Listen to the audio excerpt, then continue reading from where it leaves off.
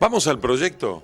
Vamos. ¿Por qué este proyecto es buenísimo para usted y tiene que aprobarse rápido? Porque es el único, en primer lugar. Bueno, pero Bueno. alguna virtud Cua- tiene que tener. Cuatro, cuatro ejes tiene que definen el cambio de una política criminal. El primer eje es el decomiso anticipado de los bienes robados por la corrupción. Actualmente el ciudadano sabe, el argentino sabe, de que nunca el Estado logró recuperar un centavo de la corrupción. Estamos hablando de cifras multimillonarias. IBM es el caso paradigmático. En este proyecto se prevé el decomiso anticipado, ordenado por el juez, siempre, de los bienes habidos por la corrupción. Que venga la plata, esperemos la sentencia, y si la sentencia lo absolve, se la devolvemos. Pero la plata queda Inmovilizada. queda para el Estado. Segunda característica, o segundo eje, responsabilidad penal de las personas jurídicas. El argentino debe saber que las personas jurídicas no tienen responsabilidad penal por actos de corrupción en Argentina. Por cierto, la persona jurídica no va a la cárcel, pero tiene fuertísimas sanciones proporcionales al daño, que es lo que más le va a doler a la persona jurídica. Tiene inhabilitaciones y tiene responsabilidad de sus directivos. Tercer característica, agravantes punitivos. No es aumento de penas. Esto lo hemos discutido varias veces con Zaffaroni. No es aumento de pena, no nos interesa subir el mínimo de la escala. Lo que nos interesa son los agravantes. No nos interesa, ¿y por qué agravantes? Porque no nos interesa el chofer del ministro, sino el ministro. Los agravantes punitivos, ¿en función de qué están? En función de dos variables. A mayor autoridad del que comete el acto de corrupción, mayor pena. Y en segundo lugar, a mayor daño patrimonial al Estado, mayor pena. Y el mayor de estos agravantes, obviamente que en el proyecto está dirigido a los jueces corruptos. Que Ollarvide se cuide. Ahora, hay algo de lo que no me habló todavía. La figura del arrepentido está incorporada. En la figura del arrepentido. Es el cuarto punto, la figura del arrepentido. ¿Cómo funcionaría esta figura? Con perdón punitivo. El que venga y me diga o me dé hechos concretos, perdón punitivo, como en Estados Unidos. Bueno, salvo que sea el ministro que le venga a vender a todos los perejiles.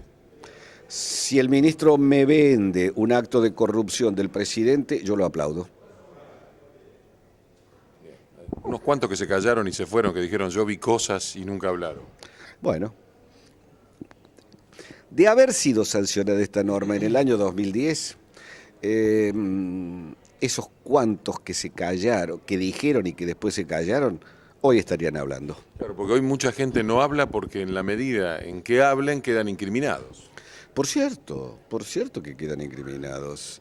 Pero estábamos hablando antes de esta nota también de algo que no pude incorporar en el proyecto porque no logré consenso y el objetivo era lograr consenso, que es la imprescriptibilidad de las acciones civiles y penales emergentes de los delitos de corrupción.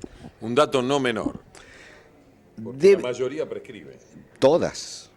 Si dura 14 años el proceso judicial por un acto de corrupción, las prescripciones normalmente van de la mano con la pena máxima. Y si la pena máxima para un delito de corrupción es de 3 años, el argentino tiene que saber esto. El delito de corrupción, los delitos de corrupción tienen penas que van de multas hasta 3 años.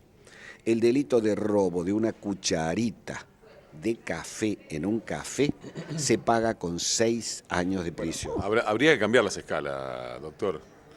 Ahí no estoy de acuerdo ni con usted ni con Zaffaroni.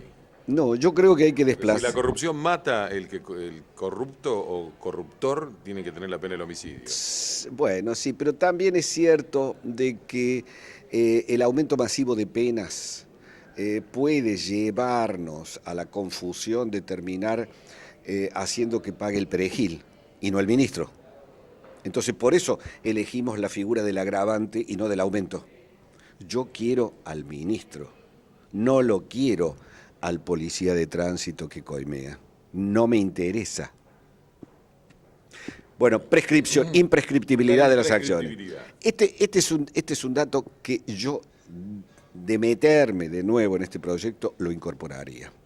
Sobre todo porque tiene un sólido sostén constitucional, que es el artículo 36 de la Constitución Nacional.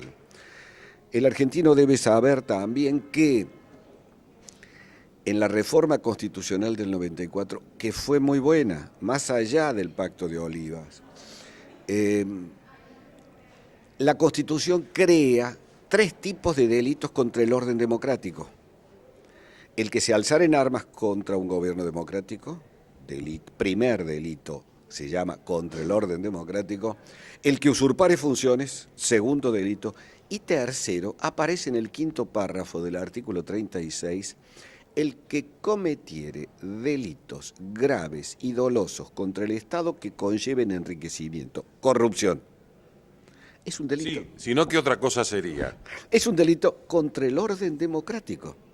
La envergadura. Ya es imprescriptible, doctor. Y dice, son imprescriptibles. Pero volviendo al proyecto mío, yo le incorporaría esto. No tengas ninguna duda de que si la corrupción es el huevo de la serpiente, la forma de combatir ese huevo de la serpiente es declarando imprescriptibilidades de las prescripciones.